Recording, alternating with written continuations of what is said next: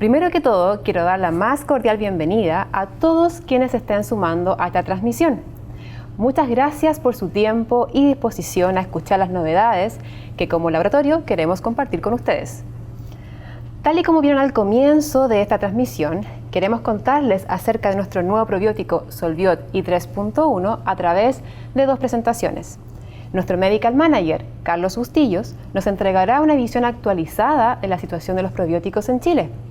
Y luego sigue una tremenda invitada, la doctora Ana Teresa Abreu, quien nos acompaña desde México y quien, a través de su presentación Microbioma en síndrome de intestino irritable, soluciones desde la biota, nos contará qué es este nuevo probiótico Solbiot i3.1. Ella cuenta con experiencia clínica con este producto, así que los invito a tomar mucha atención y anotar las dudas que vayan apareciendo. Antes de partir con las presentaciones, los invito a una pequeña pausa, pero atención, en la parte inferior izquierda de su pantalla hay un icono, el cual los invito a hacer clic sobre este icono y responder las preguntas que vayan apareciendo. De este modo, nos daremos cuenta al final de la jornada cuánto es la experiencia de uso del probiótico entre los asistentes. Nos vemos en un par de minutos.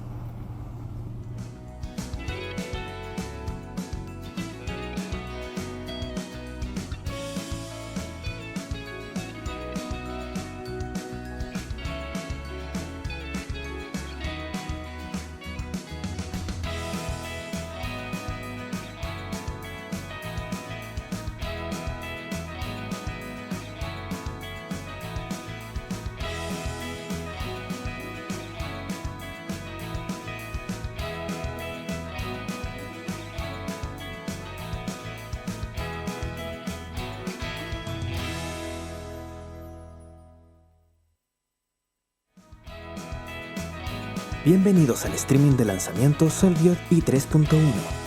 En la esquina inferior izquierda de la plataforma, debajo del video, encontrarán un icono que al hacer clic o tocarlo, desplegará una ventana con una breve encuesta sobre su relación con los probióticos. Muchas gracias por participar y que disfruten la presentación.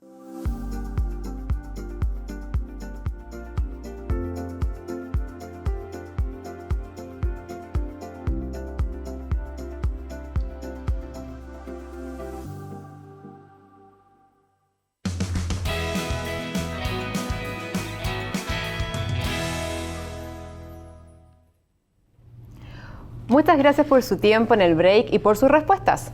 Más adelante iremos entregando el resultado de esta mini encuesta acerca del uso de los probióticos. Partimos entonces con nuestro Medical Manager, Carlos Bustillos, y la presentación de la visión actualizada de los probióticos en Chile. En caso de dudas o consultas, por favor vayan escribiéndolas en el chat box que está disponible en el costado inferior derecho y las responderemos al final de la jornada. Vamos entonces con la presentación del doctor Carlos Bustillos.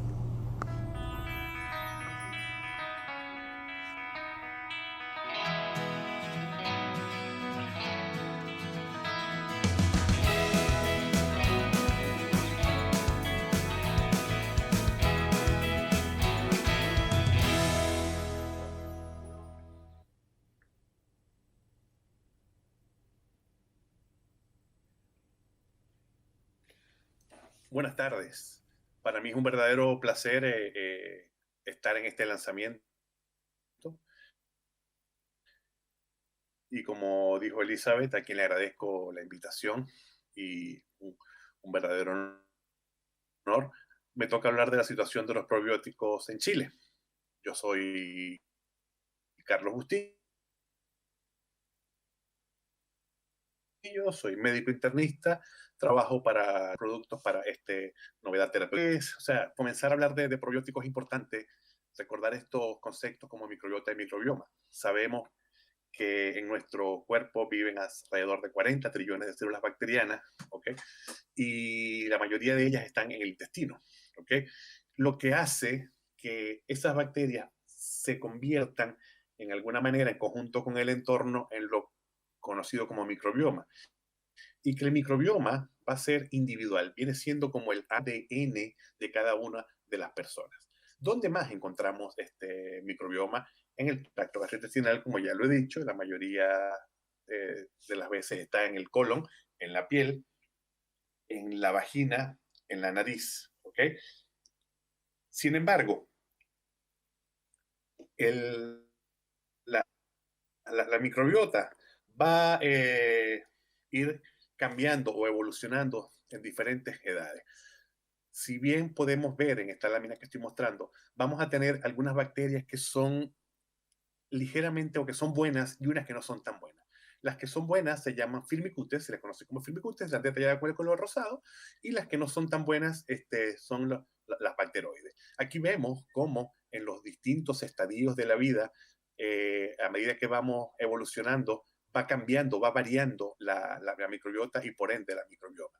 Va a haber factores en distintos estadios de la vida, como por ejemplo en la infancia, en la adultez, donde se va a ver una diferencia significativa en la cantidad en la naturaleza, en la cualidad de la microbiota, del microbioma, entre un paciente saludable y un paciente con una condición, como por ejemplo en este niño de la malnutrición o que está recibiendo un tratamiento antibiótico. Sin embargo, hay otros factores que van a influir en la modulación, en la alteración en la composición de la microbiota. Uno de ellos más importante va a ser la manera del parto.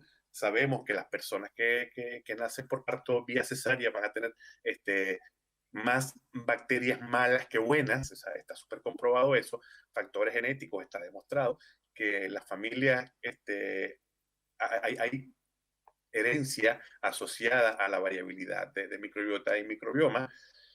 Las exposiciones tempranas durante la infancia a antibióticos, a otros fármacos, a infecciones también va a variar.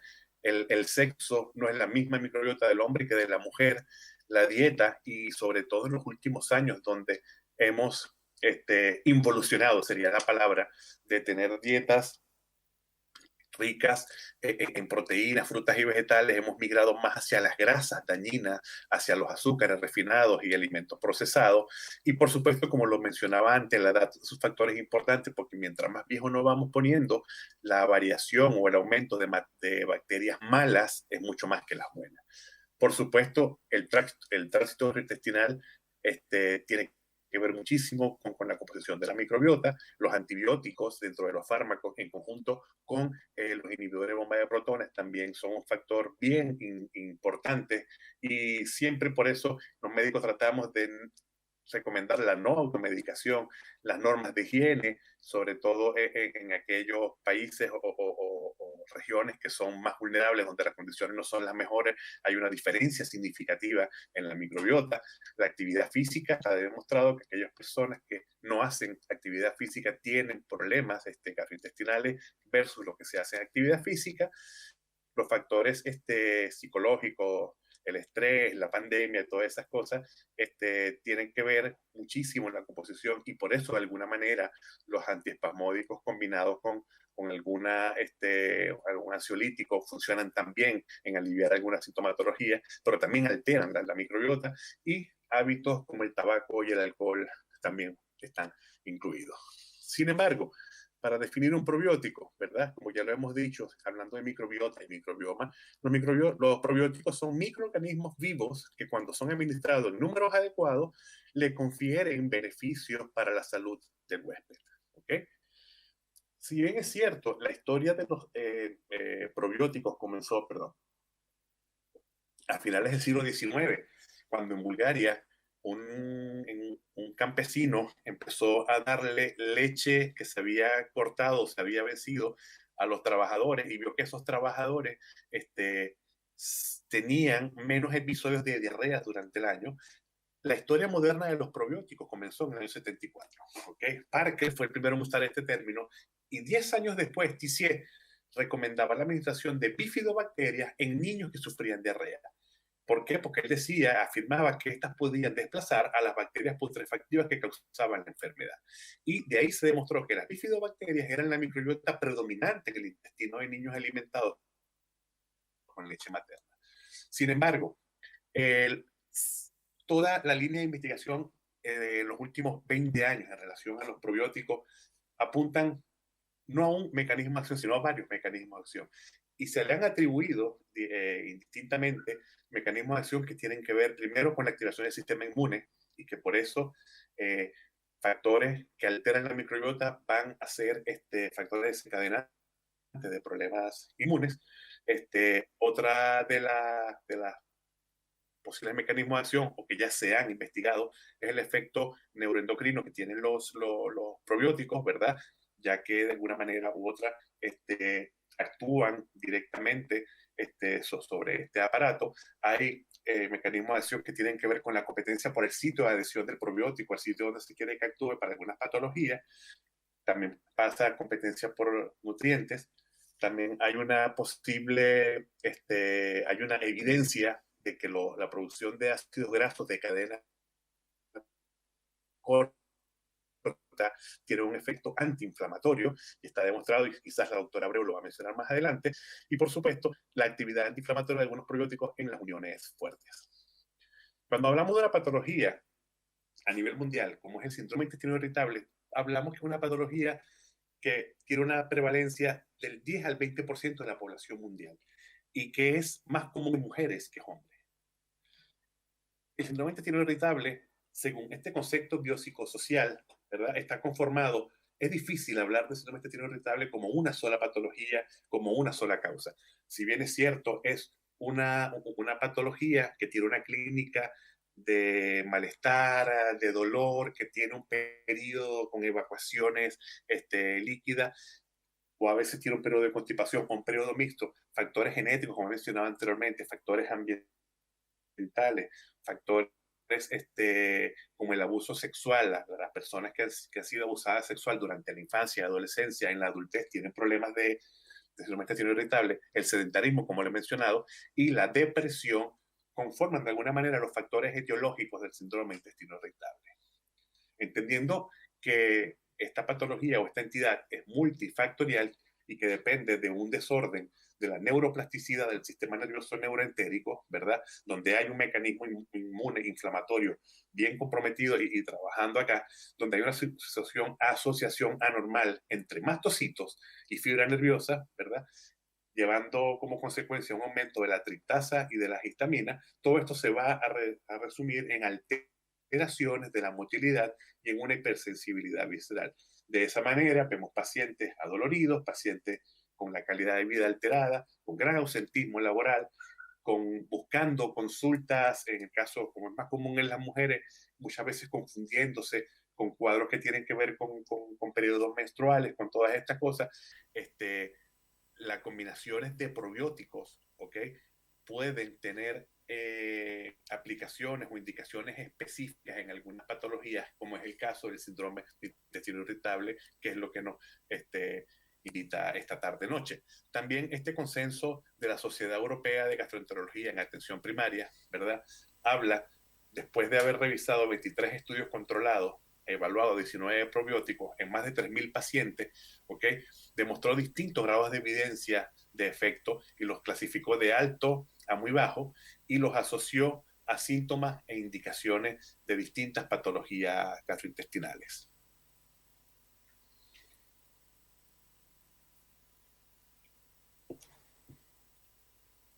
¿Me escuchan?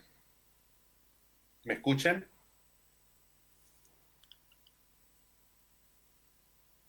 Ok. Pero, continúo. También otro consenso, pero de la Asociación Canadiense, publicado en una revista canadiense, ¿verdad?, demostró que los probióticos en el tratamiento de los síntomas gastrointestinales, demostró que los estudios sugirieron beneficios con las terapias probióticas en general y con la combinación de probióticos, pero no hay evidencia suficiente para ninguna especie en particular. Esto es lo que se demostraba hasta hace recientemente.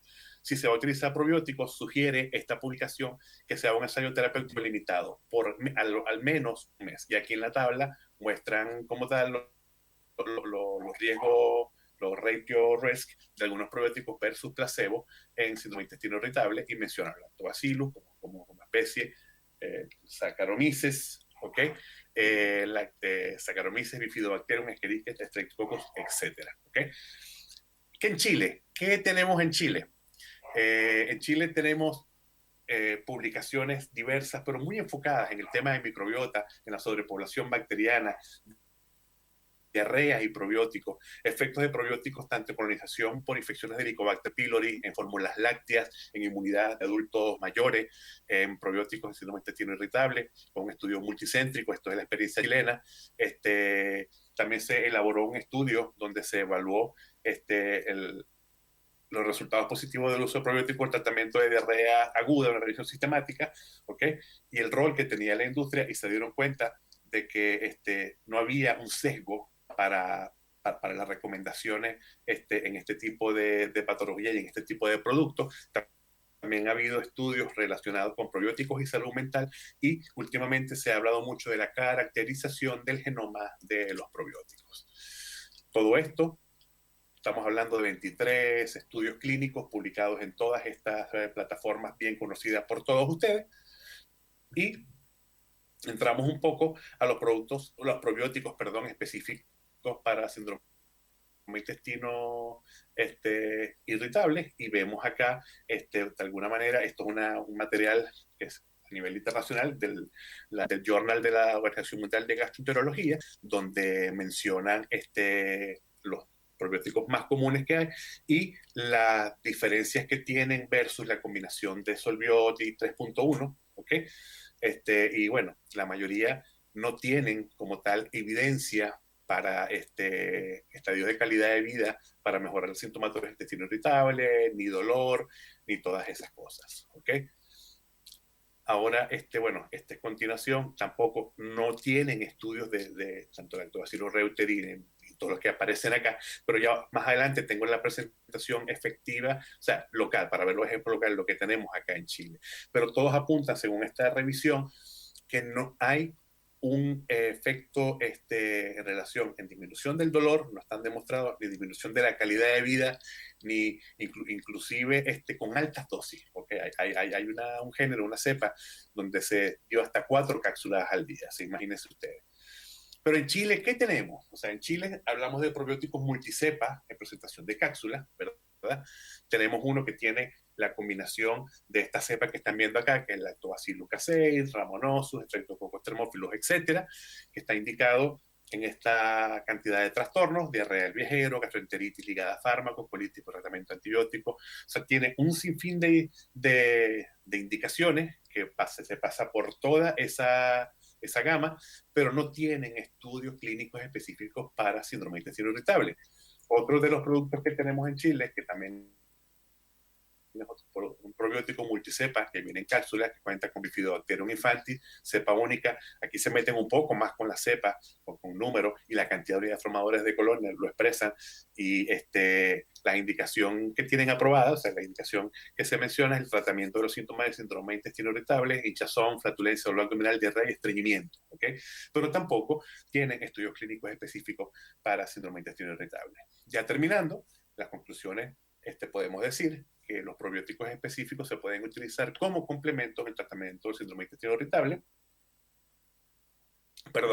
Desempeñan un papel importante en el tratamiento de algunos síntomas del síndrome de intestino irritable. Se recomienda seleccionar cepas probióticas en función de los síntomas del paciente y de acuerdo a la clínica y la evidencia clínica disponible, muy importante. Hasta ahora ningún probiótico alivia la gama completa de síntomas del síndrome de intestino irritable, debido a la patologías que puede tener esta enfermedad. El tratamiento del síndrome de intestino irritable sigue siendo un desafío debido a la heterogeneidad del trastorno, y no existe una data clínica robusta que demuestre eficacia en ningún probiótico en el tratamiento. Hasta ahora no existe esta data, y digo hasta ahora porque cuando la doctora Abreu hable, seguramente les va a mostrar algo con evidencia clínica y experiencia que haya tenido con productos. Quiero terminar con esto pidiéndole disculpas primero por las fallas técnicas que escapan de mis manos, pero esto es una verdad muy cierta. No hay cosa más trágica en el mundo que un médico enfermo. Muchísimas gracias. Muchas gracias, Carlos, por la presentación, un poco accidentada por los problemas técnicos, le pedimos las disculpas al respecto, pero lo logramos, así que muchas gracias, Carlos. Les recordamos, por favor, si tienen dudas o consultas respecto a esta presentación en particular, que ocupen el chat box disponible para que vayan enviando todas las dudas y consultas que tengan y así las podamos aclarar al final de la jornada. Antes de avanzar, vamos a hacer una pequeña pausa para volver con la presentación de la doctora Ana Teresa Abreu. Y asimismo también les recuerdo que quienes no han realizado la encuesta y que lo hagan, está en el icono que se encuentra en la parte inferior de la pantalla, para que podamos tener finalmente una visión generalizada del uso de probióticos en Chile entre las personas que están conectadas en este momento. Nos volvemos a ver en un par de minutos más.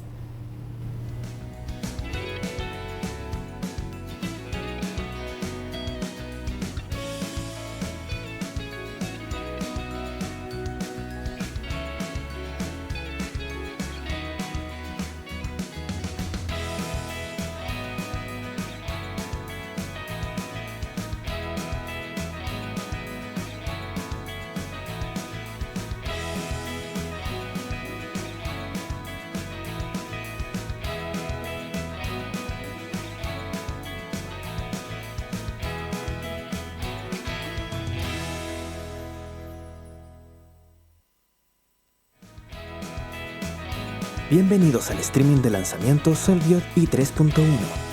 En la esquina inferior izquierda de la plataforma, debajo del video, encontrarán un icono que al hacer clic o tocarlo, desplegará una ventana con una breve encuesta sobre su relación con los probióticos.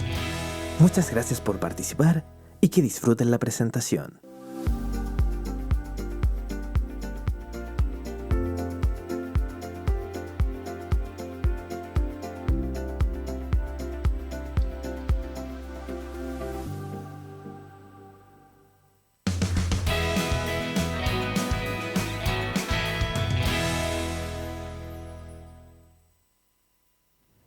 Gracias por acompañarnos hasta aquí y gracias a aquellos que han respondido a la mini encuesta, lo invitamos a hacerlo.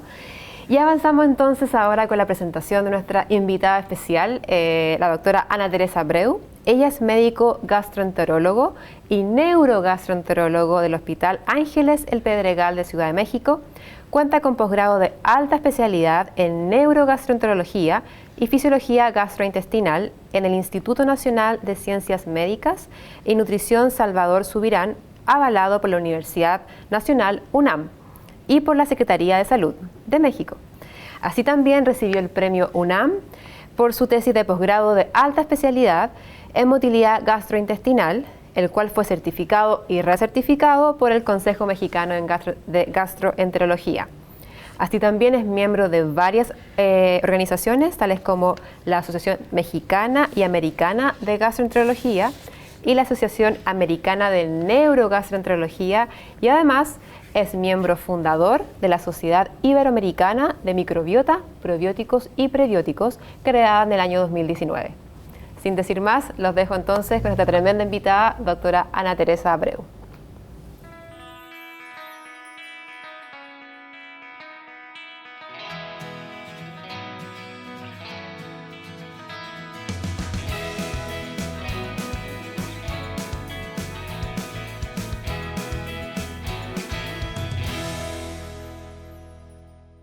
Elizabeth, muchas gracias por la presentación, por tus palabras de introducción. Quiero decirles que estoy más que contenta de poder estar con ustedes, Chile, un país hermano, pero además, a pesar de el distanciamiento que ha hecho que no estemos presencialmente, esta forma de acercarnos en cuestiones académicas y con trascendencia, como es el lanzamiento de un producto que tiene mucha categoría, lo veremos más adelante, por supuesto que a mí me llena de gusto y satisfacción.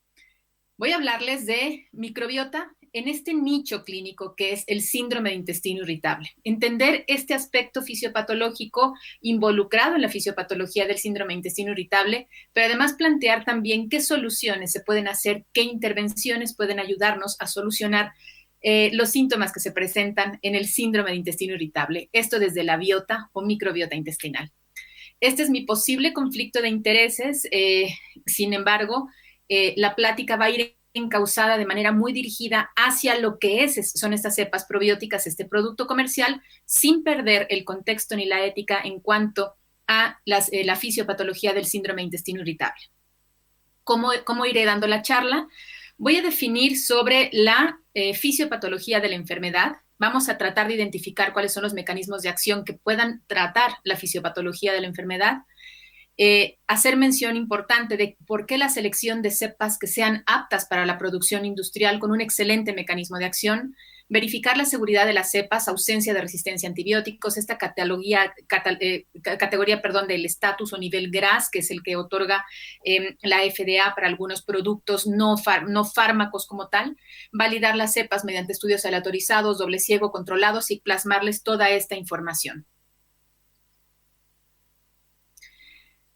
Definiré síndrome de intestino irritable, como ustedes lo conocen. Este es un trastorno funcional digestivo. Estamos regidos por los criterios de Roma 4, donde sabemos desde el 2016 que, de acuerdo a Roma 4, síndrome de intestino irritable es el dolor abdominal recurrente, o se caracteriza por dolor abdominal recurrente que se presenta al menos un día a la semana. Esto durante los 3 meses previos y asociado a 2 de estos cambios que suceden a nivel de las deposiciones. Esto es un cambio relacionado con la evacuación, cambio en la frecuencia de las evacuaciones y cambio en la forma de las evacuaciones. Estos criterios deben estar al menos en los 3 meses previos de inicio, pero puede haber un antecedente al menos 6 meses antes de que se haga el diagnóstico. Y para conocer cómo es la evacuación y podamos definir si el subtipo de síndrome de intestino irritable, de manera inevitable necesitamos esta valiosa escala, la escala de Bristol, que es aplicable a todos los pacientes siempre y cuando estén sin medicamento, esto es, interrogarlos a cómo estaban en sus evacuaciones sin intervenciones medicamentosas, tanto para síndrome de intestino irritable con predominio de constipación, con predominio de diarrea o bien el mixto. Sabemos de este gráfico que el 25% es el umbral para que nosotros podamos clasificar el subtipo. Si predominan 1 y 2, estaríamos hablando de estreñimiento. Si predominan 6 y 7, estaríamos hablando de diarrea. Si hay alternancia entre estas, entre 1 y 2, 6 y 7, e incluso 3, 4 y 5, que están catalogadas como evacuaciones normales, entonces estamos hablando del subtipo de mixto. Hay un subtipo inespecífico que básicamente se caracteriza por un predominio de dolor abdominal recurrente que se presenta al menos una vez a la semana, pero que el paciente no logra definir realmente cuál es su patrón de evacuaciones. Este suele ser o no tener cambios muy significativos y permanecer en las evacuaciones que están catalogadas como normales.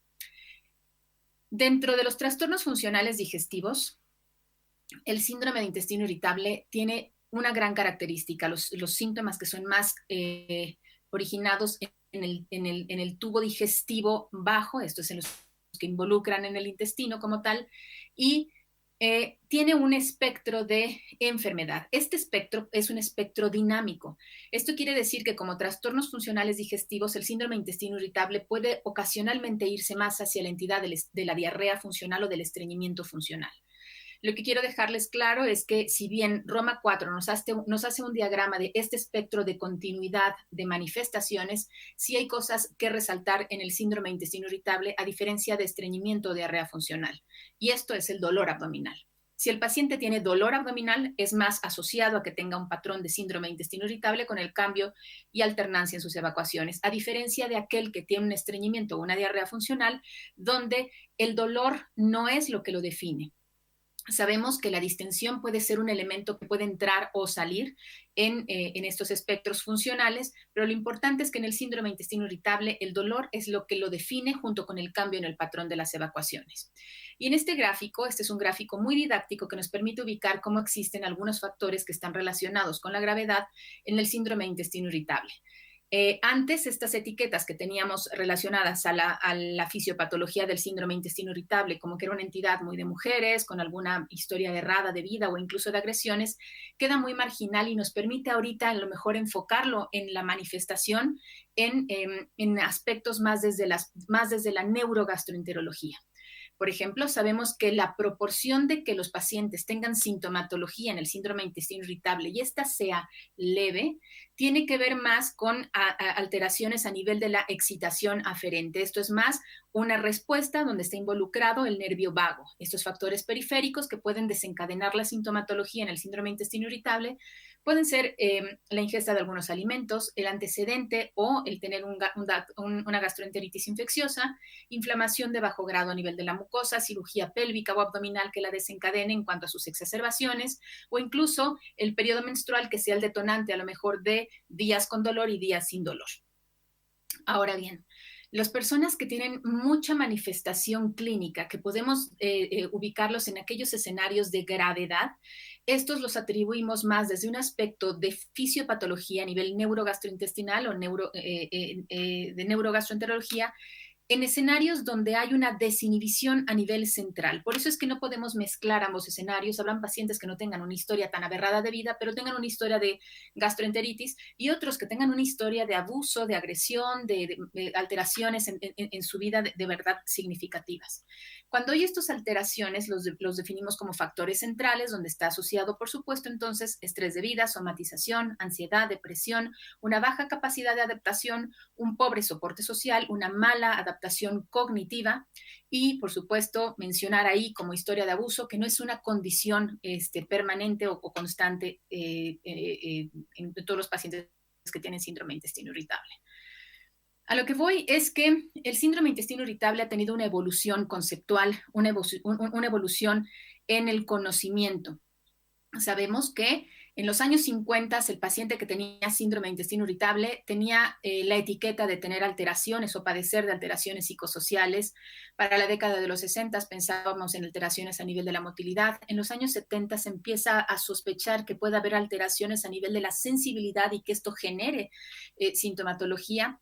En los años 80 se empieza a estudiar el eje cerebro-intestino. Para la década de los 90 se empieza a hablar sobre genes y receptores de serotonina.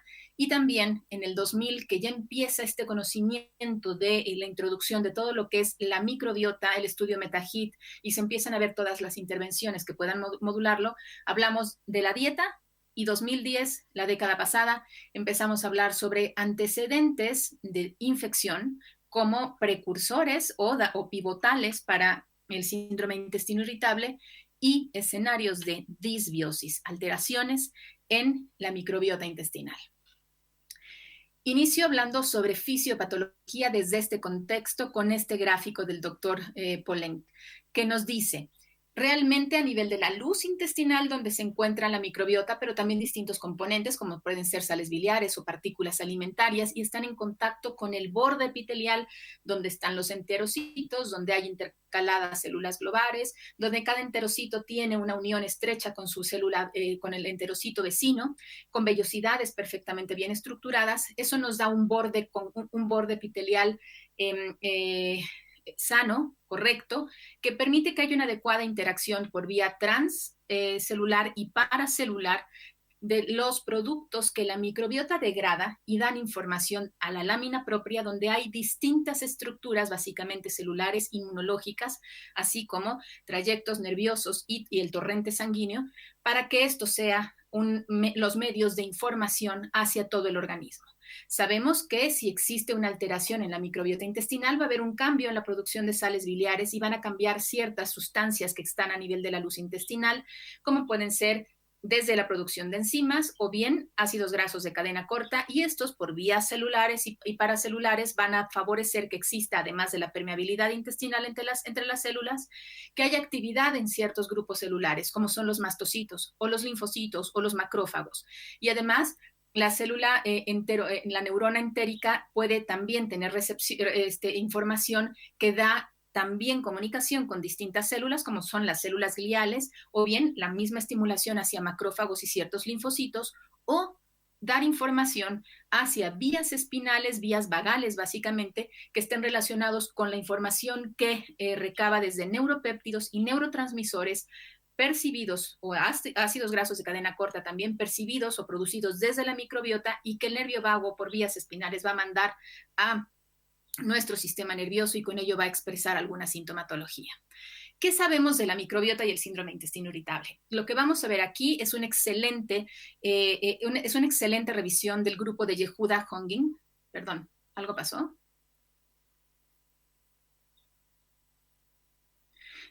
Una excelente revisión de Yehuda Hongin que nos dice, vamos a hablar de los niveles de evidencia, qué evidencia tenemos en microbiota y síndrome de intestino irritable. Como ustedes pueden ver, es una publicación, si bien reciente, pero no nueva. Es una revisión que ya está perfectamente en acceso desde el 2017 y nos ubica bien en este escenario evolutivo en el conocimiento del síndrome de intestino irritable desde la microbiota, pero también nos permite entender cuál es la importancia de la microbiota en el síndrome de intestino irritable cuando leemos algún artículo relacionado con esto. Los estudios de primera línea, que son estudios epidemiológicos, se quedaron en estudios observacionales donde se demuestra que existe en síndrome de intestino irritable una disrupción aguda de la microbiota. Esto va a favorecer que se incremente el riesgo en sintomatología de sintomatología intestinal y que se expresen enfermedades funcionales, dispepsias, pero síndrome de intestino irritable, así como el desarrollo de una entidad clínica que conocemos como síndrome de intestino irritable postinfeccioso y la propia entidad de la sobrepoblación bacteriana. En los estudios de segunda línea, estos estudios son estudios ya más dirigidos a la microbiota intestinal. Son estudios microbiológicos en pacientes que tienen síndrome de intestino irritable y en los cuales se demuestra en base a un muestreo de la materia fecal cómo es que está constituida esa microbiota. Este es el referente para tener una representación de la composición en general de las bacterias y en esto se nos demuestra algo muy particular. En estos estudios de segunda línea, que hay una microbiota luminal muy distinta en el paciente sano que en el paciente que tiene síndrome de intestino irritable.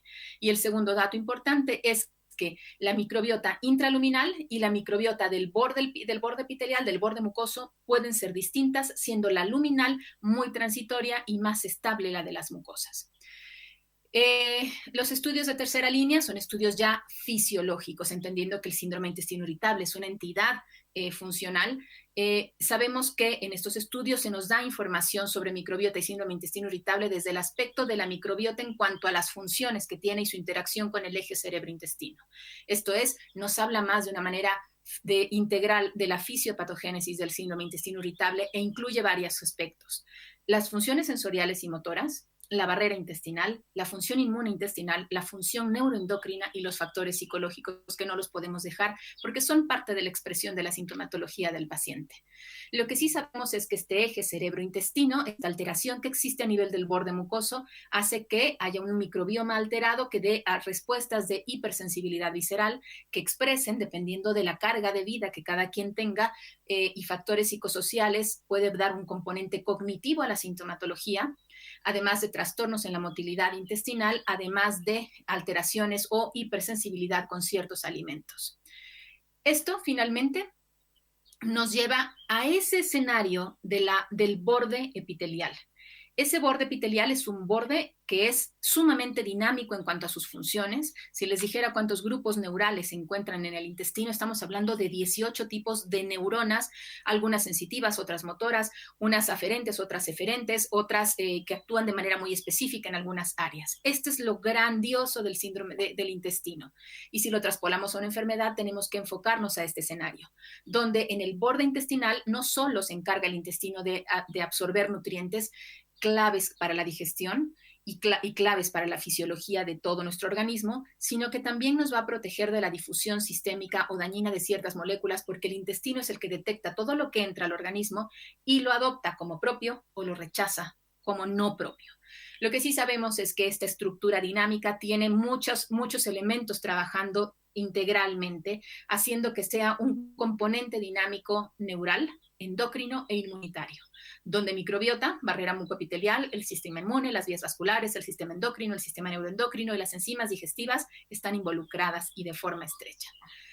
Por ejemplo, sabemos que los metabolitos que son y que sirven para que nosotros funcionemos a distinto nivel o se expresen incluso enfermedades tienen que ver con el tipo de microbiota que tenemos. Esa microbiota, dependiendo del sustrato alimentario, va a dar varios precursores y esto va a permitir que haya una llegada a sitios de destino. Por ejemplo, la dopamina, un neurotransmisor que está involucrado en la enfermedad de Parkinson, lo producen ciertas bacterias. La dopamina no se come y llega directamente a los núcleos cerebrales necesarios para que esté presente. Tiene que ser obtenida de un producto transformada por la microbiota intestinal, por ciertos grupos bacterianos, y una vez que sean transformados es cuando pasa por vías vagales, por vías espinales, por la circulación por el torrente sanguíneo hacia nuestro cerebro. el mejor ejemplo que podemos dar es cómo un precursor a base de azúcar va a favorecer que se acabe transformando en triptofano, y sabemos que el triptofano es el precursor de la serotonina. Sabemos que hay grupos bacterianos que producen noradrenalina, otros que producen acetilcolina, otros que producen serotonina, otros que producen ácido GABA-aminobutírico o incluso dopamina. Resulta que si hay estos metabolitos producidos por bacterias a nivel de la célula enterocromafin, va a haber un incremento de expresión de las células enterocromafines, va a haber una mayor expresión del triptofano y se va a biosintetizar 5-hidroxitriptamina. Esta sabemos que tiene que ver con la secreción luminal y vasolateral involucrada en la motilidad intestinal, básicamente porque tiene acción directa sobre neuronas mientéricas. Y además sabemos que el borde epitelial es una estructura productora de metabolitos, neuropéptidos, neurotransmisores, no solo serotonina, pero es nuestro mejor ejemplo para ubicar cómo por vías neurales y por vías vagales va a llegar información hacia el sistema nervioso central. Este gráfico es un gráfico de Bonas que explica muy bien y de manera muy bien estructurada cómo ese borde epitelial está en contacto con el nervio vago, y ese nervio vago con fibras aferentes, que son básicamente sensitivas, va a mandar información hacia el sistema nervioso central.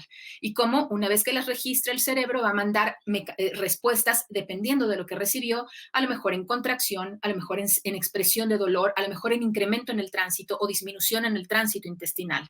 Y esto tiene que ver con los metabolitos producidos por la microbiota, así como por distintos componentes que puedan ser enviados. Por supuesto, no podemos dejar de lado que en este eje cerebro-intestino no solo las vías neurales están presentes, sino que todo el intestino es un órgano irrigado que tiene vascularidad, donde también por esa vascularidad, por la barrera hematoencefálica, van a llegar también estos elementos, estos metabolitos hacia el cerebro, y el cerebro va a coordinar justamente todo lo que recibe del nervio vago, como recibe de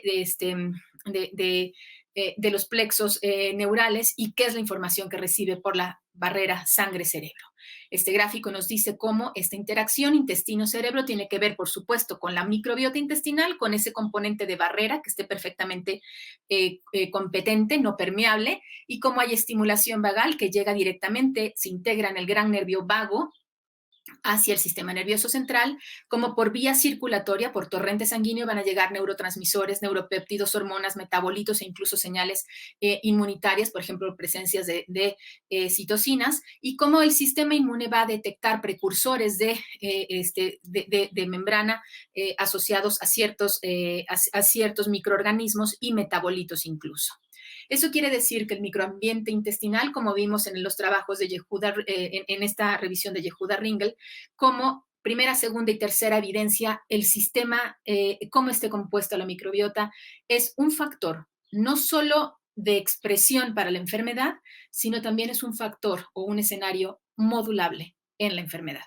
Entonces, este microambiente, que es el responsable de la fisiopatología, nos permite entender cómo, a lo mejor después de un cuadro infeccioso gastrointestinal, una gastroenteritis infecciosa, llamémosle una infección por Campylobacter jejuni, o llamémosle una salmonelosis, o llamémosles incluso un cuadro viral, que va a favorecer que haya un cambio disbiótico, y este cambio disbiótico va a favorecer que exista una inflamación de bajo grado. Esa inflamación de bajo grado va a dar liberaciones de citocinas proinflamatorias, de ciertos metabolitos y de ciertos neurotransmisores, que van a hacer que esto siga de manera perpetua, haciendo que las intervenciones de alimentos tengan éxito o no, o bien exacerben o no la sintomatología en síndrome de intestino irritable.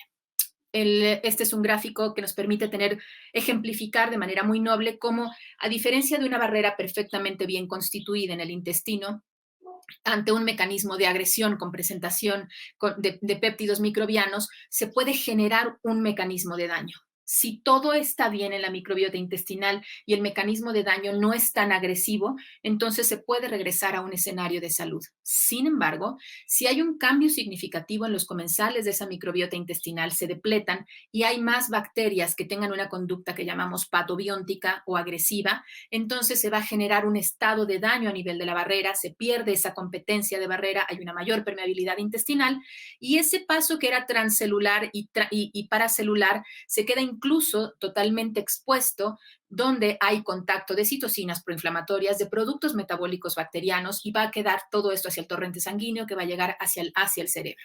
Y así entendemos cómo el síndrome de intestino irritable tiene este círculo sin fin donde hay una mayor perpetuación de un estado disbiótico original, donde se incrementan grupos bacterianos, por ejemplo, Bacteroidetes o Veillonella o de Lister, y cómo pueden disminuir ciertos grupos bacterianos dependiendo del subtipo de síndrome de intestino irritable, y cómo estas pueden producir una mayor producción de ácidos grasos de cadena corta, cómo puede estar presente esta perpetuación de producción de citocinas proinflamatorias y de sales biliares, y el paciente tener un estado inmune alterado a nivel local, a nivel intestinal, y además tener sintomatología de síndrome de intestino irritable con dolor, diarrea, distensión, fermentación excesivas. ¿Cuáles son las premisas hasta este momento? La microbiota intestinal es diferente en el paciente que tiene síndrome de intestino irritable que en el paciente sano. La microbiota puede definir el perfil de sintomatología del subtipo de síndrome de intestino irritable. Los mecanismos por los cuales puede modularse la microbiota en síndrome de intestino irritable están prácticamente teorizados desde el punto de vista racional, lógico y científico, hacia encaminarlos a intervenciones que puedan modificar la microbiota. Entre ellos está la fineza de buscar cepas específicas que tengan funciones muy específicas a las necesidades del síndrome de intestino irritable. Por eso es que la cepa especificidad es importante en esta intervención. ¿Cuáles son las consideraciones? Cuando hablamos de microbiota intestinal, estamos hablando de estudios en esta primera, segunda y tercera línea de evidencia científica que tienen distintos métodos de estudios. Algunos estudios nos hablan de secuenciación del gen del 16S del ribosoma, del RNA. Algunos tienen que ver, por ejemplo, con microarrays, micromatrices, o bien tienen que ver con determinación del QPCR. También la evidencia clínica nos enfoca o se va hacia diferentes sitios de muestreo. No es lo mismo tener ejemplos de la materia fecal que tener del borde mucoso. Sabemos que son distintas las microbiotas. Y también sabemos que existen diferentes poblaciones y distintos pacientes. No es lo mismo que se hagan estudios de microbiota en pacientes con síndrome de intestino irritable con el subtipo de diarrea, siendo muy precisos, pero no es lo mismo que sucede en los estudios que se hacen en España, los que se hacen en México y los que se hacen en Chile, porque somos, si bien todos somos sapiens sapiens, tenemos hábitos dietarios totalmente distintos. Este es el cuarto punto, y con variabilidad en el subtipo de síndrome de intestino, que siempre nos va a dejar este marco de que podemos irnos hacia un lado o hacia el otro, que es propio en el síndrome de intestino irritable. Este trabajo que ven ustedes es de los primeros trabajos que se hicieron de microbiota en síndrome de intestino irritable, y considero que es un trabajo pivote, es un trabajo pivotal que permite, lo hizo la doctora Mirjana Ray-Hillich, que nos demuestra cómo en pacientes que tienen subtipo de síndrome de intestino irritable, de predominio de estreñimiento, con predominio de diarrea o un mixto, van a tener siempre una microbiota distinta al paciente sano, pero además distinta entre ellos, entre cada subtipo. La microbiota en pacientes que tienen síndrome de intestino irritable, este es un estudio, un metaanálisis de 24 estudios que involucró a 1.400 pacientes, en los cuales se usaron distintas metodologías, pero se trató de uniformar un criterio en resultado. Algunos se medía la fracción 16S ribosomal, en algunos se hacía un microarray, en otros se hacía una fluorescencia in situ, que es una hibridación que conocemos como FISH, en otros se hacía determinación de QPCR, y en algunos otros densidad de gradiente de gel por electroforesis, en el otro se llevaba a cabo cultivo. Pero lo importante es rescatar de esa evidencia científica que se tiene y que no son estudios que se pueden desechar ni evidencia desechable, qué es lo que pasa en el síndrome de intestino irritable. Si hablamos en todo esto a nivel del filo, los estudios nos van a demostrar que hay consistencia en que existe un incremento de un gran filotipo, que son las proteobacterias, con un predominio de más de 4 sobre 2 estudios. Los análisis ya un poquito más abajo en cuanto al nombre largo que tienen las bacterias, hablando ya de familia, de género y de especie, demostraron que los pacientes que tienen síndrome de intestino irritable comparados con los controles tienen una mayor expresión de bacteroides y también una mayor expresión de Enterobacteriaceae secae, y en algunos escenarios una mayor expresión de Lactobacillus secaes. Y en cambio se encontró que había una disminución en la expresión de microorganismos, en concreto los que pertenecen a los alistipes, a los Bacteroides vulgatus, a Fecalibacterium y al grupo de las bifidobacterias. Esto es importante porque todos estos estudios nos dicen sí hay cambios a nivel de la microbiota y podemos hacer intervenciones. De manera general, los filos incrementados a nivel de proteobacterias, las familias de las Enterobacteriaceae, estas se caracterizan por tener funciones muy específicas, son facultativas, son organismos que habitualmente no generan ningún daño, no son fastidiosos. Algunos patógenos pueden tolerar incluso escenarios de disturbios ambientales a nivel colónico. Y cuando hablamos del filotipo de los Lactobacillosaceae, sabemos que estas son bacterias más bien fermentadoras de carbohidratos que pueden producir más ácido láctico y pueden incluso disminuir el pH. Eso quiere decir que si yo tengo más expresión de enterobacterias y de Lactobacillosaceae, estoy hablando de un proceso de inflamación y estoy hablando de un proceso de una mayor fermentación. Y además carezco en síndrome de intestino irritable de otros grupos de microorganismos como serían Clostridiales, Fecalibacterium prausnitzii, que este es un microorganismo que está muy asociado a un estatus antiinflamatorio, y al gran grupo y género de los bifidobacterias, que, es que finalmente se encamina hacia un linaje de posible ayuda hacia el síndrome de intestino irritable. ¿Qué sabemos en cuanto a las diferencias en la microbiota del paciente que tiene síndrome de intestino irritable y cuál es su repercusión clínica? Sabemos que el antecedente infeccioso, más en mujeres, más en una magnitud de enfermedad aguda, grave, y el antecedente de tabaquismo está más asociado a que la paciente o el paciente, porque no es exclusivo del género femenino, pueda desarrollar un síndrome de intestino irritable postinfeccioso. 10% de los pacientes que tienen un cuadro infeccioso llegan a desarrollar síndrome de intestino irritable.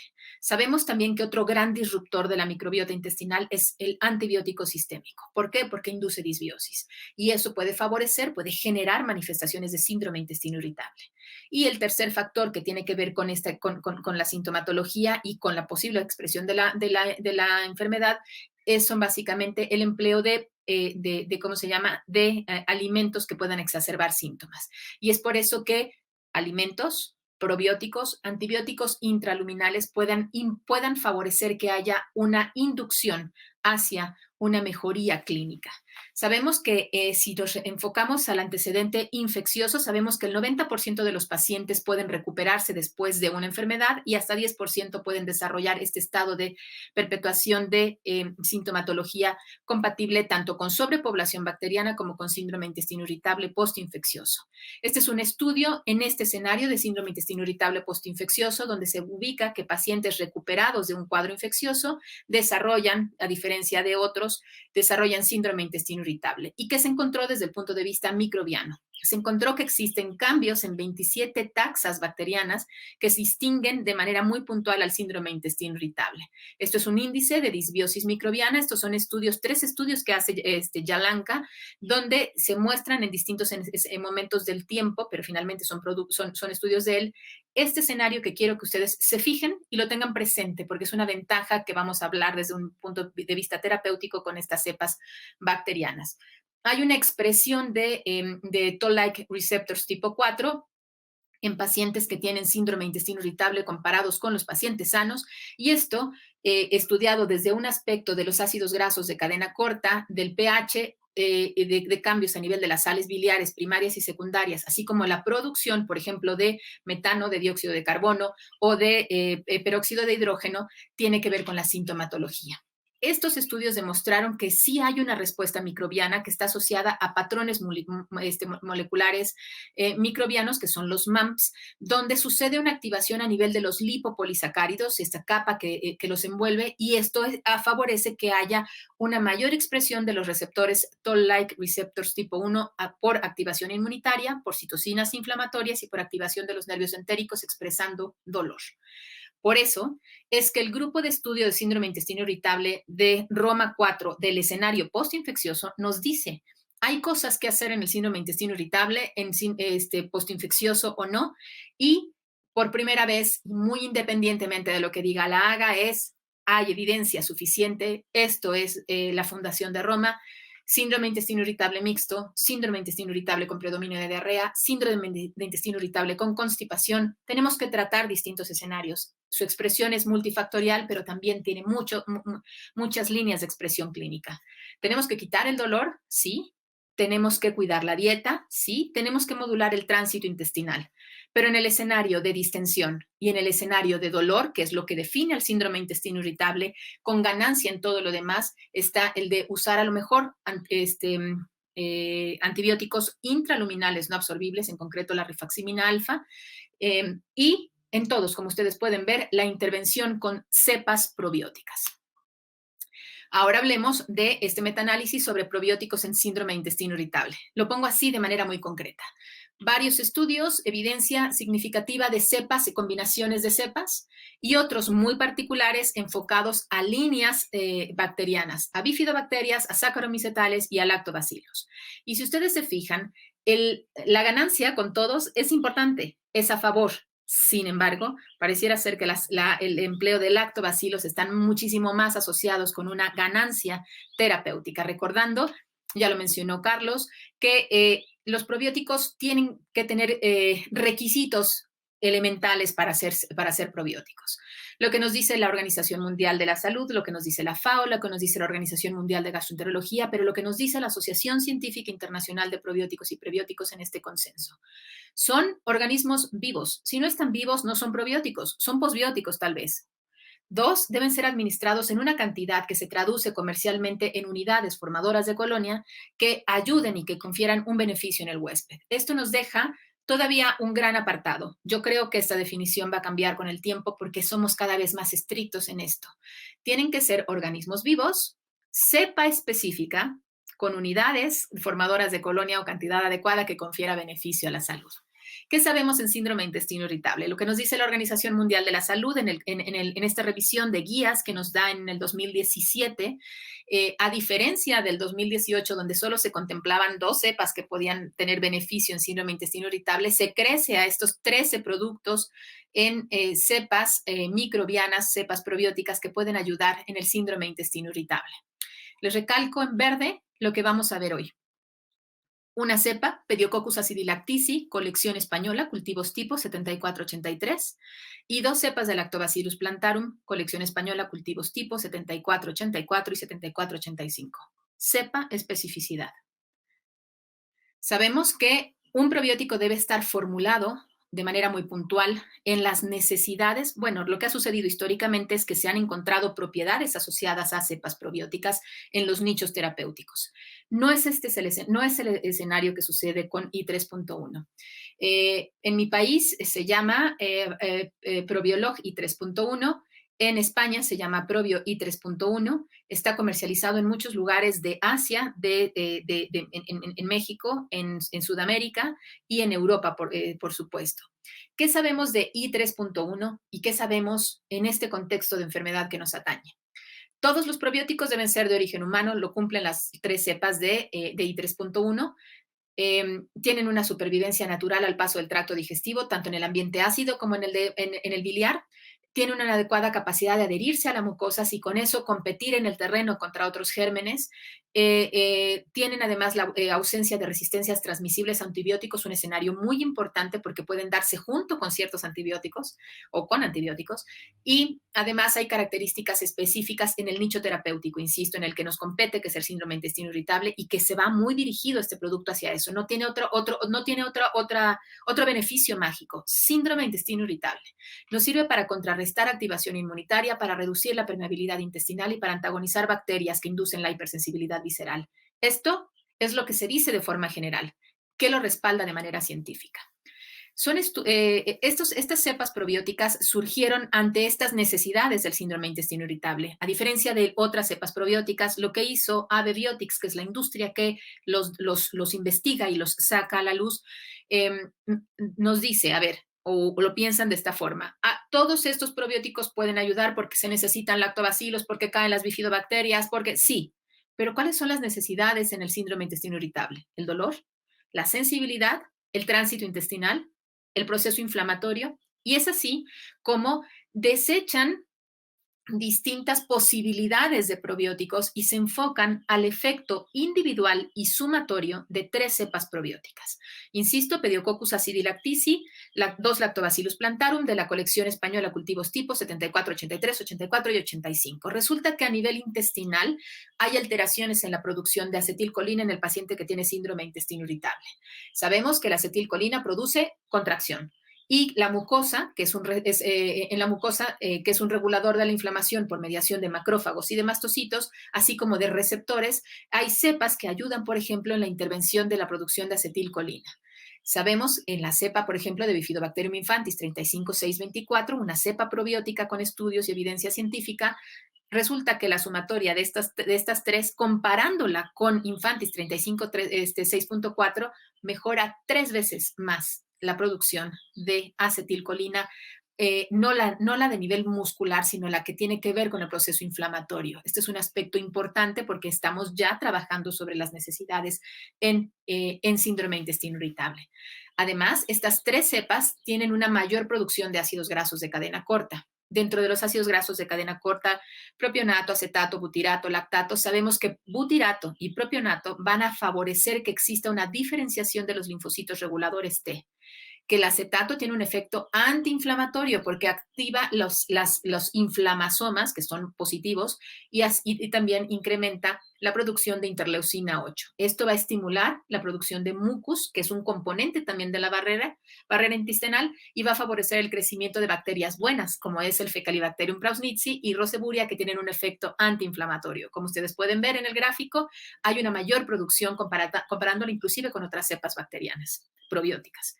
Este efecto inflamatorio ya no solo a nivel mucoso, sino a nivel de la producción de citocinas proinflamatorias y antiinflamatorias. A nivel de citocinas, reduce la interleucina 6. Esto redujo, por supuesto, la sintomatología que está asociada mucho con el dolor.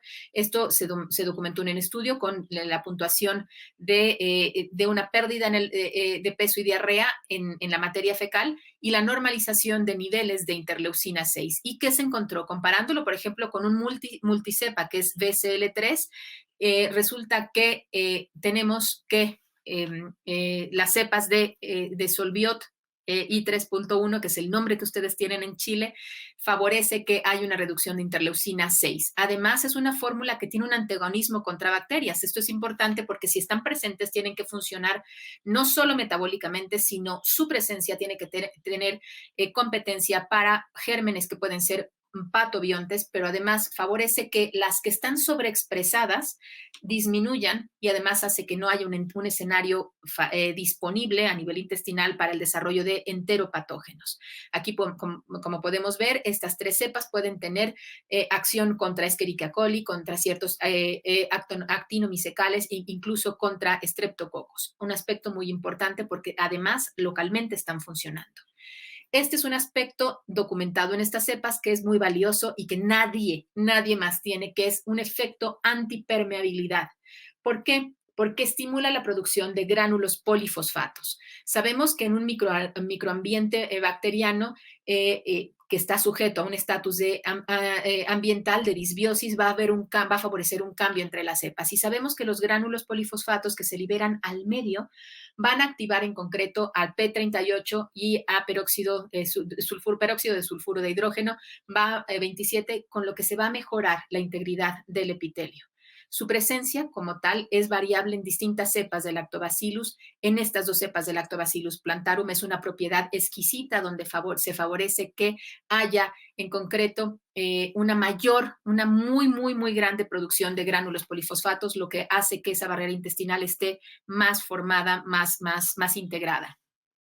Si hablamos de hipersensibilidad visceral, estas 3 cepas tienen estudios, por ejemplo, en pacientes que tienen incrementos ya vimos, enterobacterias o incluso de pseudomonas, donde se incrementan los lipopolisacáridos, el peróxido de hidrógeno, el sulfuro de hidrógeno, y está asociado a la expresión de hipersensibilidad visceral. Sabemos que disminuyen los Toll-like receptors tipo 4 y en concreto, estimula la producción de las 3 cepas de los linfocitos receptores de tipo Toll-like receptors tipo 4, perdón, pero estaba traduciéndolo en la cabeza.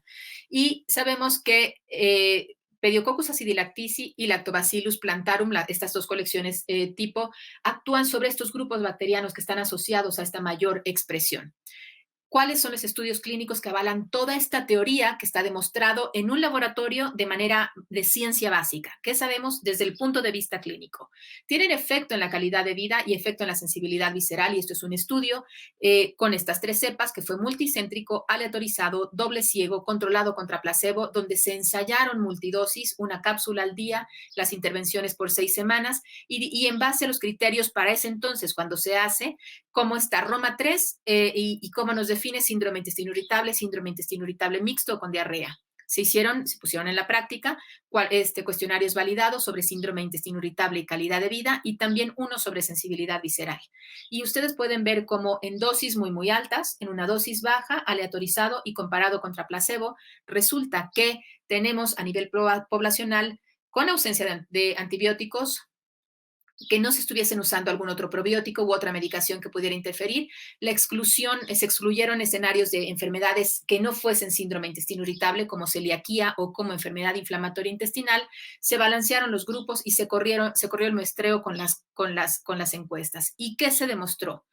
Que no había diferencia en la tasa de abandono en los grupos, el paciente se apegaba, no se reportó ningún efecto adverso y además hubo ausencia de eventos adversos, incluso con la dosis alta, ya hablando de una posibilidad de toxicidad, cosa que no va, que es de la cual está exenta un probiótico, y se confirmó la tolerancia y la seguridad del producto, así como, de manera secundaria, el apego al mismo. Se encontró efecto en la calidad de vida y en la sensibilidad visceral. Todos sabemos que el paciente que padece síndrome de intestino irritable tiene alteraciones en la calidad de vida porque se siente mal, se tiene que desajustar la ropa, hay distintos factores que incluso lo perjudican socialmente. Ahí se encontró diferencias significativas después de 3 y 6 semanas, que fueron los cortes que se hicieron y se evaluaron la intención a tratar. Se observó una mejoría visible en casi todos los dominios en el cuestionario de calidad de vida. 55% de los sujetos alcanzaron una respuesta elevada en calidad de vida, inclusive superaron en 15 puntos hacia la mejoría con estos probióticos o cepas probióticas, frente a 17%, que sí es un rango muy, muy amplio, de aquellos que solo recibían el placebo. Esto demostró que había una alta eficacia en el muestreo en cuanto al análisis y número de pacientes necesario a tratar. El valor del NNT fue de 2.6. Si hablamos de estas cepas en este trabajo, en sensibilidad visceral resulta que hubo una mejoría significativa comparado con el placebo, e incluso durante las 6 semanas. A más tiempo, mayor ganancia, eso sí, y una correlación significativa en la escala visual análoga de sentirse mal o no, y en el propio cuestionario de calidad de vida. Fue el único probiótico, cuando aquí hablamos de Solbiot, estamos hablando de 3 cepas, pero es un producto probiótico que mejora la sensibilidad visceral en síndrome de intestino irritable, esto documentado por el cuestionario validado. Un segundo estudio, eficacia clínica del probiótico asociado a el empleo de algo que necesitamos en síndrome de intestino irritable, que es el antiespasmódico. Y esto traducido en calidad de vida y en sintomatología. Un estudio aleatorizado, ciego simple, controlado, comparado contra placebo, una toma del probiótico de estas 3 cepas, cada una en una proporción de 3 a la 9 unidades formadoras de colonia, asociado a un antiespasmódico durante 6 semanas, con criterios de Roma 4, para síndrome de intestino irritable, predominio de diarrea y mixto, comparando con la escala de Bristol, con un basal, por supuesto, como era más hacia alternancia con diarrea, tipo 6 y tipo 7. Se hicieron cuestionarios validados, se observó la calidad de vida en cada uno de ellos, la presencia de dolor abdominal y la consistencia de las evacuaciones. Y vean ustedes cómo, si se usa el probiótico con el antiespasmódico, o bien el probiótico o el placebo, no interfiere y le da una mayor ganancia clínica al uso del antiespasmódico, porque tiene que ver con la hipersensibilidad visceral, no solo con la relajación del músculo, que es lo que hace el antiespasmódico. Por supuesto, se excluyeron enfermedad celíaca, enfermedad inflamatoria intestinal, que estuviese usando antibióticos o que usaran probióticos de otras cepas. Y se hicieron los grupos de manera balanceada, encontrando que no hubo abandonos, no hubo efectos adversos, no hubo diferencias en la tasa de abandono de los grupos y que no hubo ningún efecto adverso, ningún tipo de efecto adverso. Otros resultados en sintomatología, diferencia significativa. Consistencia de la materia fecal, ya no estaban en Bristol 6-7, mejoraban a 3, 4 y 5, que eran las evacuaciones normales, disminuyó el dolor de manera significativa, no inducía estreñimiento y comparado contra placebo, pues el placebo no lograba hacer esto. En cuanto a calidad de vida, en el cuestionario de calidad de vida no hay duda de que los resultados impactaban a favor con un número necesario a tratar de 3, muy bajito realmente, la respuesta es muy consistente y hay un tercer estudio que se corrió en mi país, es una eficacia contra la intolerancia a la lactosa y tiene un racional muy puntual. Cuando hay cambios disbióticos, se favorece que muchas de las enzimas, que son las que convierten a todos los carbohidratos, lactasa, maltasa, sucrasa, fructasa, estén en desorden en distinta proporción y cambiando su mecanismo de acción o incluso no estén. Este es un estudio aleatorizado, ciego simple, controlado contra placebo, con una toma al día de estas cepas probióticas, con una intervención a 8 semanas. Se identificaron a los pacientes que tenían un posible codiagnóstico con síndrome de intestino irritable para ver ese comportamiento de acuerdo a Roma 4 y se tuvo nada más la determinación en pacientes que tenían franca intolerancia a la lactosa, esto reportado por un score de síntomas y además con una prueba de aliento de hidrógeno donde se encontraban más de 20 partículas por millón de hidrógeno y que se encontró. La sintomatología que se buscaba era mejorar esta intolerancia y la mala absorción de lactosa en un cuestionario validado y valorar por prueba de aliento qué sucedía con estas partículas por millón registradas, de hidrógeno registradas. La población, se excluyeron pacientes que no aceptaron mantener una dieta habitual balanceada, no alterada, ausencia que no estuviesen usando antibióticos, que no tuviesen otra intervención con cepas probióticas o cualquier otra medicación que pudiese interferir, ya fuesen antidiarreicos o este tipo de medicamentos. Se excluyeron a pacientes con enfermedad celíaca, que tuvieran enfermedad inflamatoria intestinal, diarrea crónica que pudiera ser una diarrea funcional o que tuviesen un déficit congénito de la lactasa, porque pues ahí no iba a haber un modo de intervenir en este escenario a nivel de la microbiota. Se hicieron grupos globalmente balanceados a nivel basal y se encontró que no hubo abandono, no hubo efectos adversos y que a nivel de sintomatología habían diferencias significativas entre los grupos de manera total. Se encontró que hubo una P significativa en todos los valores, intervenciones comparado contra placebo. En los análisis por ANCOVA, para corregir la diferencia basal con síntomas totales, se encontró que había un efecto muy significativo con la intervención del probiótico, pero además disminuía un efecto asociado a esta mayor fermentación de carbohidratos, que era bajar la flatulencia, disminuir la fermentación y por lo tanto diarrea. Había una excelente adición en el diagnóstico de aquellos pacientes que tenían como covariable el síndrome de intestino irritable y esta intolerancia a carbohidratos, incluyendo la lactosa, por supuesto, observando una ganancia significativa, y la prueba de aliento de medición de hidrógeno cambió en aquellos pacientes en los cuales se había determinado que tenían intolerancia a la lactosa. Esto quiere decir, en estos 3 estudios clínicos significativos, independientemente de los básicos que les demostré, que la trayectoria de I3.1, Solviot I3.1 para ustedes, ha mostrado virtudes y propiedades porque han sido adiciones de cepas en un producto probiótico que tienen un nicho terapéutico específico con necesidades específicas, que es el síndrome de intestino irritable. Esto que están ustedes viendo, graficado, es qué ha sucedido con esto. En 2008 se empezaron a estudiar estas cepas. Estamos 2021. En 2008 se inicia la investigación en ciencia básica. Se hace este primer estudio clínico, que es el que hace que sea aceptado como un producto bueno en síndrome de intestino irritable en junio del 2015 por la Sociedad Española de Patología Digestiva. A mí me toca ser parte, esta publicación, que hace incluso, este estudio es el que hace que incluso sea mencionado en las guías de gastroenterología como cepas probióticas en síndrome de intestino irritable en el 2017, y a mí me toca ser parte de ese lanzamiento en el país, y ya tengo desde el 2017 usándolo en mis pacientes en mi práctica clínica con síndrome de intestino irritable. Esto es importante porque si bien sale publicado en el 2017 en las guías y hay un antecedente de publicación en el 2014, no solo ya está una historia de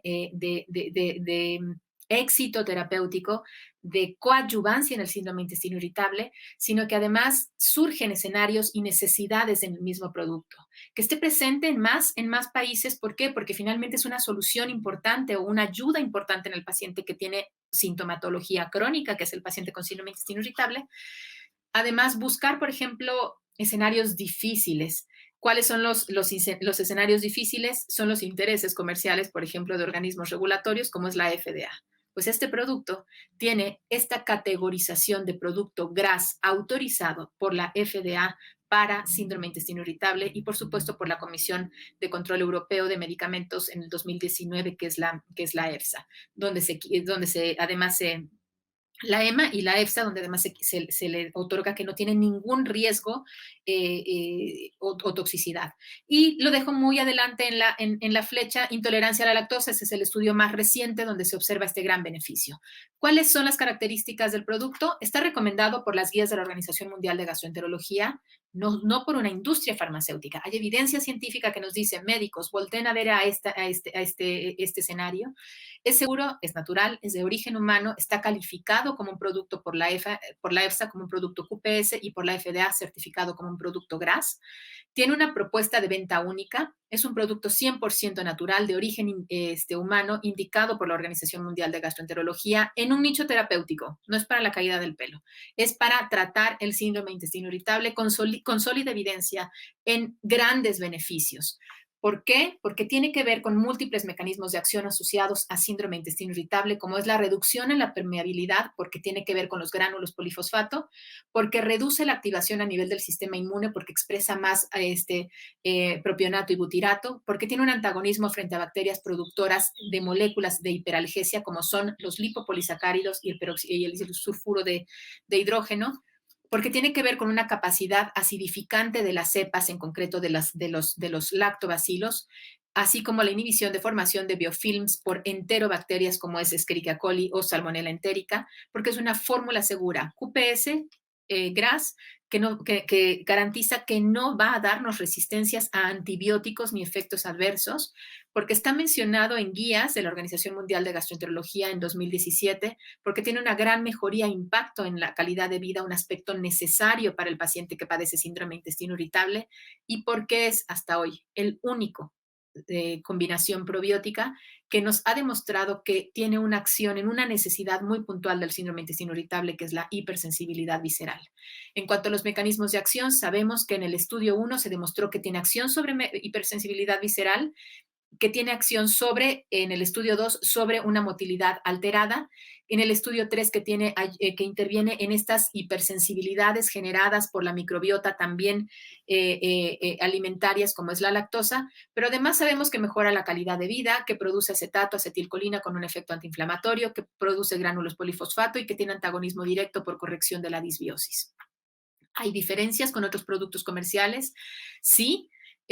Por ejemplo, Infantis 35624, que es una excelente cepa probiótica, está más diseñado y tiene más resultados hacia escenarios de síndrome de intestino irritable muy puntuales en estreñimiento, mejorando el tránsito intestinal. Sin embargo, los estudios clínicos que están corridos en I3.1 son extraordinarios porque mejoran calidad de vida. Están las encuestas de los resultados en el estudio, reduce los principales síntomas como son dolor abdominal y diarrea, la sensibilidad visceral, puede usarse, tiene estudios, a diferencia de cualquier otra cepa probiótica, de la coadministración en la respuesta al paciente en síndrome de intestino irritable. Si se usa con un antiespasmódico, el antiespasmódico va a hacer lo suyo a nivel de canales de calcio, a nivel de relajación muscular, pero va a ayudar en la sensibilidad visceral, y tiene estudios en intolerancia a la lactosa, 3 estudios clínicos con una excelente metodología que está actualizada y con resultados muy positivos, con números necesarios a tratar muy, muy pequeños. Es así como hay diferencias entre los estudios que tenemos que aprender a cuidar dependiendo de las necesidades que nosotros busquemos para nuestros pacientes, tratar aspectos desde el componente de barrera, el cambio en el fenómeno disbiótico, el proceso inflamatorio, la composición de los ácidos grasos de cadena corta. Estudios o cepas probióticas que nos permitan hacer intervenciones constituidas en base a la metodología y la posología que se tiene que hacer, pero que hayan demostrado evidencia y eficacia con las intervenciones terapéuticas. Prácticamente con esto termino mi tema, fue un poco largo, pero estoy, créanme, contenta y emocionada de ser parte de este lanzamiento para ustedes como país en un área clínica que es tan necesaria, que afecta no solo población adulta, sino también población pequeña. Los chicos también ya tienen síndrome de intestino irritable, y entonces para mí ha sido un gusto participar y quedo pendiente con ustedes para las preguntas. Un gran abrazo, Chile, éxito. Teba, Solbiot y 3.1, una solución en el síndrome de intestino irritable. Muchísimas gracias. Muchas gracias por tremenda presentación, doctora Abreu. De verdad, increíble la cantidad de información que nos ha proporcionado respecto a este producto, los estudios que tienen, estudios clínicos al respecto. Así que muchísimas gracias. Por si acaso, esta presentación va a quedar grabada para que después la podamos compartir a través de nuestro equipo de promoción médica a médicos para que puedan estudiar quizás esta presentación más en detalle, porque de verdad ha entregado una información muy, muy valiosa. Te lo agradezco mucho, doctora Abreu. Y muchas gracias por estar en el lanzamiento de Solbiot y 3.1 acá, como tú dices, en Chile. Y lo prometido es deuda. Vamos a revisar algunas preguntas que fueron llegando por el chatbox, que pueden haber surgido. Así que vamos ahora junto al doctor Bustillo y a la doctora Abreu, los dejamos los dos para que puedan entre ambos responder las dudas que hayan aparecido.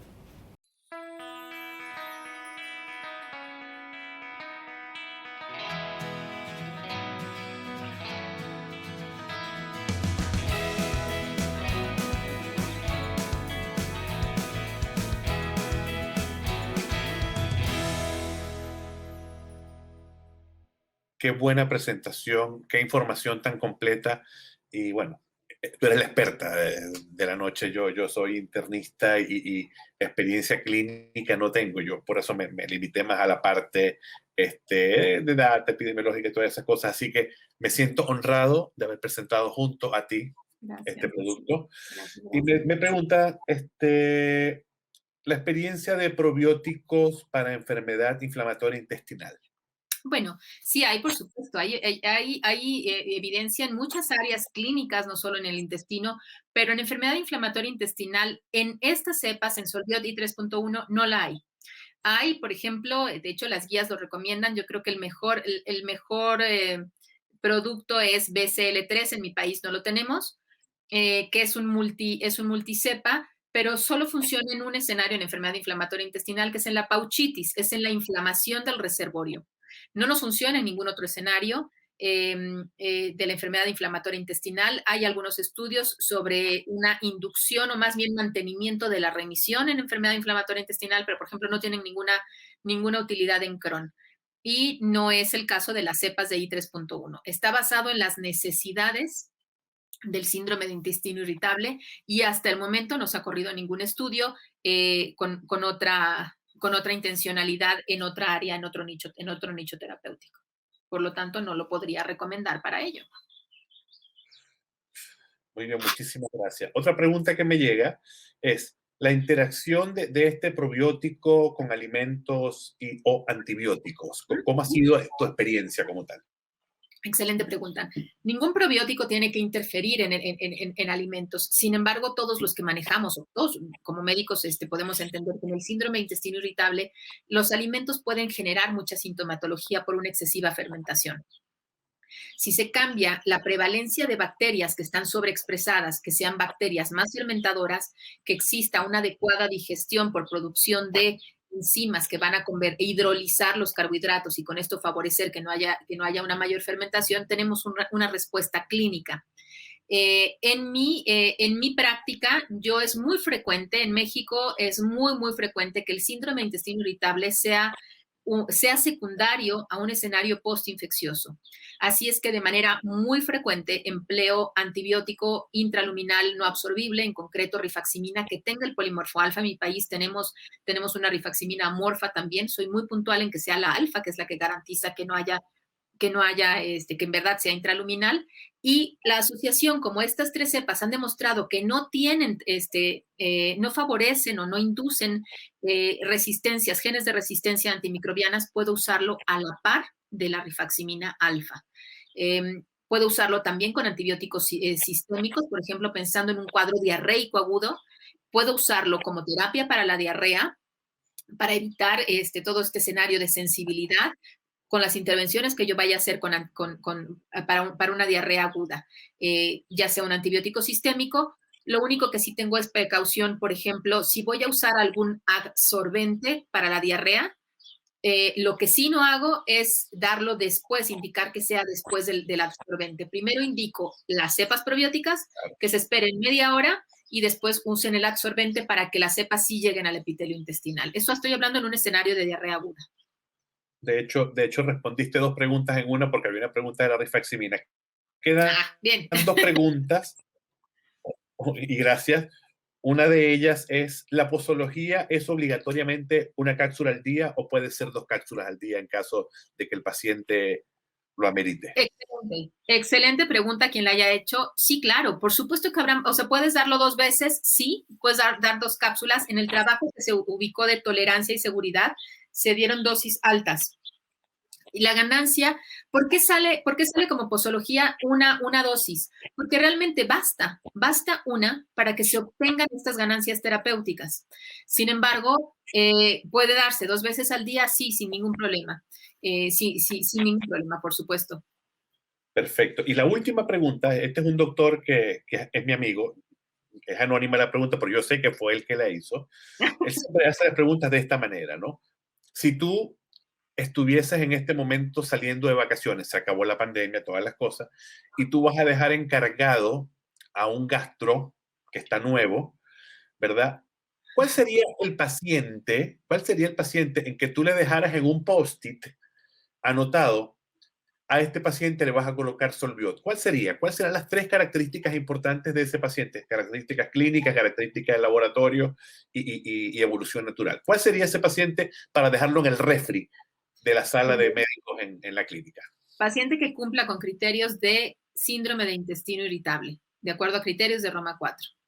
Que tenga antecedente paciente que cumpla con síndrome de intestino irritable, paciente que tenga antecedente en el interrogatorio de haber tenido un cuadro infeccioso días antes, meses antes, o un antecedente detonante infeccioso, este es el postinfeccioso, y aquel paciente que tenga datos compatibles con sobrepoblación bacteriana. Este es el paciente que suele fermentar, estar flatulento y tender de repente a evacuaciones diarreicas porque no hidroliza bien carbohidratos, fermentan de manera excesiva por los grupos bacterianos que están predominando en él. Serían los 3 escenarios. Ninguno de estos depende de un estudio clínico. A lo mejor si se tiene una prueba de aliento para sobrepoblación bacteriana, le diría, si además tiene una prueba positiva, ya tienes la herramienta para dar I3.1 y cambiar ese microambiente intestinal con todas las ganancias que esto nos representa. Así es que serían los 3 escenarios, fíjate. Perfecto, perfecto, ¿no? Y él es un médico de atención primaria en cual ve muchos pacientes con este problema. Aparte, aquí en Chile la prevalencia es muy alta y por lo tanto te agradezco mucho la respuesta. Esta fue la última pregunta en virtud del tiempo, así que yo particularmente... Yo quería más. No, yo sí quisiera hacer más, pero bueno, yo creo que el tiempo apremia. Y yo quiero agradecerte, Ana, en realidad, lo repito, es un honor para mí haber compartido contigo este escenario, ¿ok?